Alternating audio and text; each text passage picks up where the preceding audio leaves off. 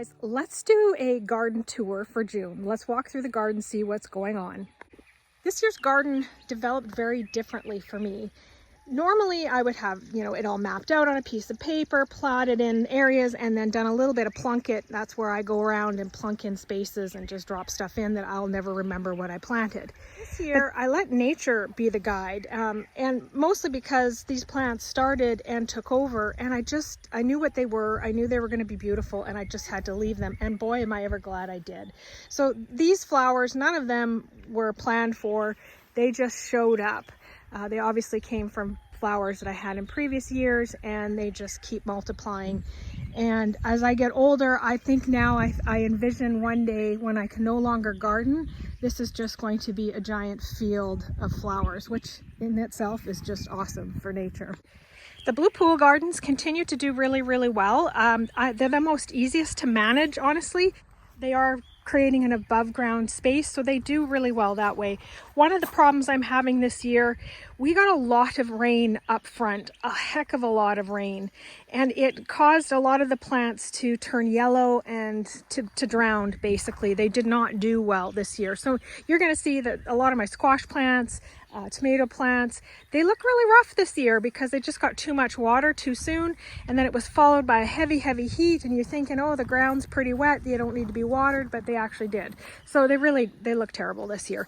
But anything that was in the above ground beds seemed to do much better. The blue pool gardens the big pools are at 2 years old. The one in the back there, it's starting to fall apart. So for those of you that are thinking, should I do this? Sometimes they do fall apart, especially if you lean on them, which I've learned not to do. But they do fall apart in the sun eventually over time, so I'm going to have to replace that one. And for those of you that don't know about my blue pool gardens, I have a video on that. There is no bottom in these guys. I've cut out the bottoms. It's just the edges holding up the soil for me. Each year when I garden, there always seems to be a bit of a theme or a focus. Last year was about rebuilding, so taking a lot of things that didn't work and building into new structures that work better. And that's kind of an ongoing thing in the garden. You always kind of do that, but last year was pretty heavy. It was a lot of that. I've been doing less of that this year, and doing more of a focus on native plants and also creating spaces for me. It's been kind of a selfish season, I guess you would say, because I've been creating these beautiful, it's not totally selfish because I am sharing it with nature, but I've been creating these beautiful spaces that I can sit in and capture the nature and at the same time help them as much as possible.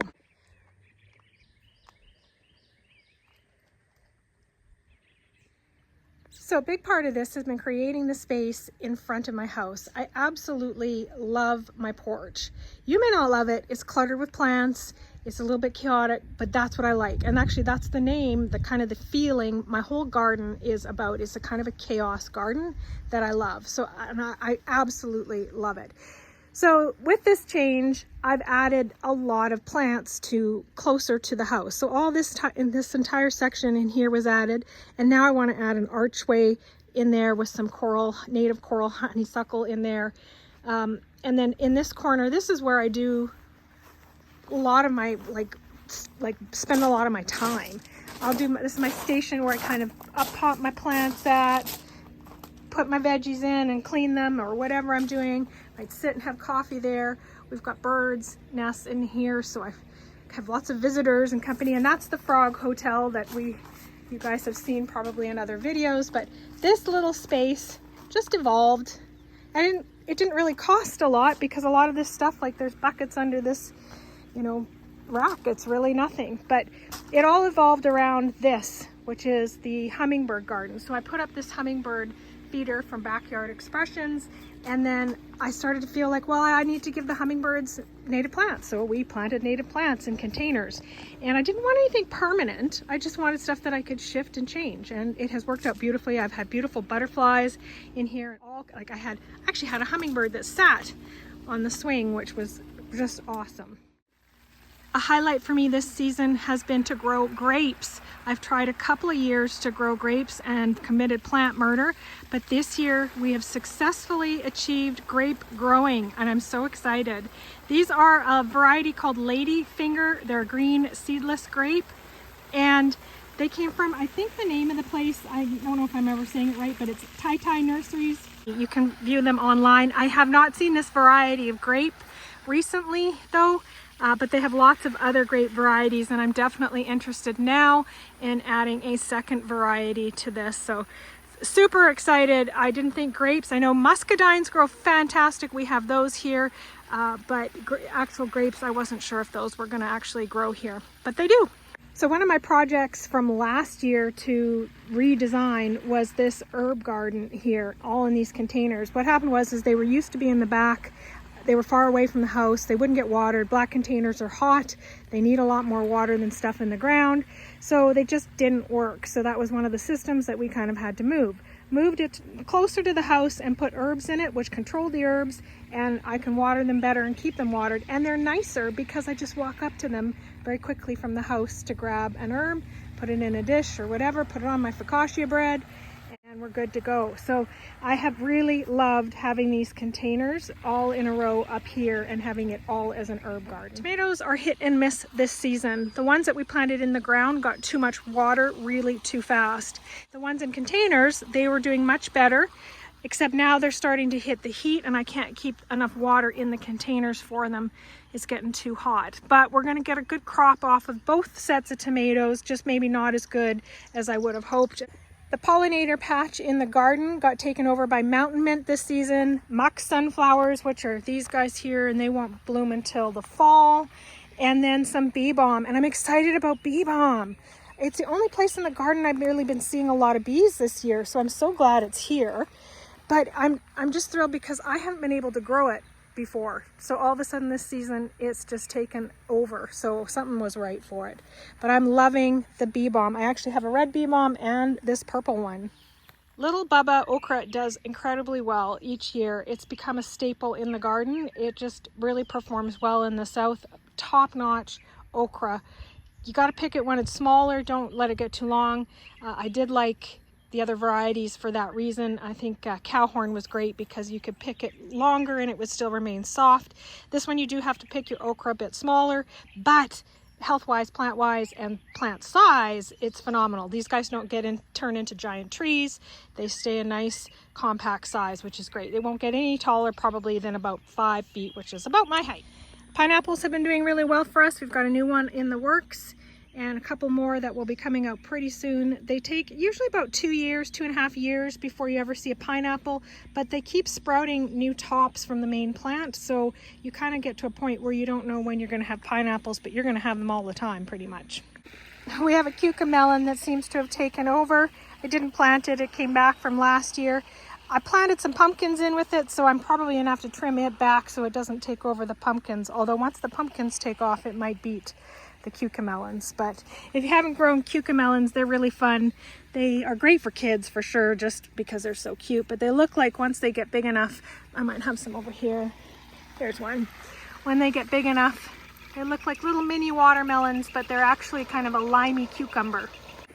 So I have shifted the raised bed from Backyard Expressions out of the greenhouse and out into the garden this year, and I'm really glad I did. I have some space for some sweet potatoes, so they're going to have sweet potatoes in it, and I'm hoping it's going to look really nice as they flow over. A little bit chaotic, but that's the theme, right? And I like it because it's actually become more functional back here. This is an area where I typically don't get the hose that far, and I've always had these rain barrels that I've never been using. So I'm now using them to water these guys, as well as a watermelon that I have put in a container back here, and I'm developing kind of a new little area here and it's mainly because of these rain barrels, so I'm getting some use out of them because all I have to do is pick up the water and give them a drink that way, and it doesn't matter if the hose doesn't get here. It's all really convenient, and I'm glad to use these rain barrels. I've had them for some time and never had them set up quite in the right spot, so this year they're getting some use. Squash is kind of the same deal. Anything above ground seem to do a bit better. So these guys in the kind of the raised containers did a lot better of what's in the ground. What's in the ground is looking pretty yellow and struggling a bit. Green beans did okay. They were looking really yellow to start, and they seem to be coming back. So I think they're going to flourish now that the heat's kicking in. So green beans, I'm excited about. We should have a pretty good crop of green beans. This butterfly garden has been one of my projects this season. This has been an effort to create a space for the butterflies that have both host plants and nectar plants. And I'll talk more about it in depth, like about specific plants and that in a video all about this and its development, but it's not quite finished yet. There's still some areas to be filled in. I'm still working on it, so I want to wait until it's finally done. We did also add a frog resort in here, and we did have a frog sit in the pool for a day, so that was pretty fun as well. But we'll tell you more about that when that video is ready. One of the things I did in restructuring last year was I took my strawberry plants that were really low to the ground and escaping all over the place and put them into a taller above ground container, and this was an awesome decision. These guys are packed tight, just beautiful, and they're so much easier to pluck. They will come over on the edge, you see, like this here, and you just pull them off, and it's been great. So I'm really happy that I put them in here. They do still escape, you can see them here, but it's not so chaotic. I mean, I do like chaos, but to a point where it gets, like, strawberry plants can become completely and utterly unmanageable. Like, you can see just how thick they are, their own carpet in here. So these containers have been great. They were cheap too. I don't know if they're still cheap, but they were really inexpensive. So I'm happily adopting chaos gardening this year. It's not perfect, but it's beautiful. It's full of life and lots of precious creatures. And I'm enjoying it. So that's all that counts. Do not put too much pressure if you're gardening on perfection. Do what you enjoy, everyone. Last minute note, I'm on TikTok. I have been for a little bit, but I had kind of started it half-heartedly, and then one of the frog hotel videos took off. So some of you are here from that actual video. Some of you have been with me on YouTube for a long time, but I wanted to welcome the YouTube folks over to TikTok if you feel like it. If you haven't had enough of my face, I don't know why.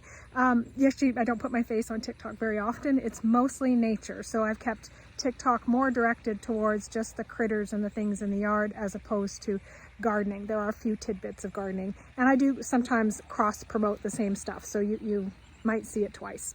That's it, you guys. The usual. Be friendly, be kind.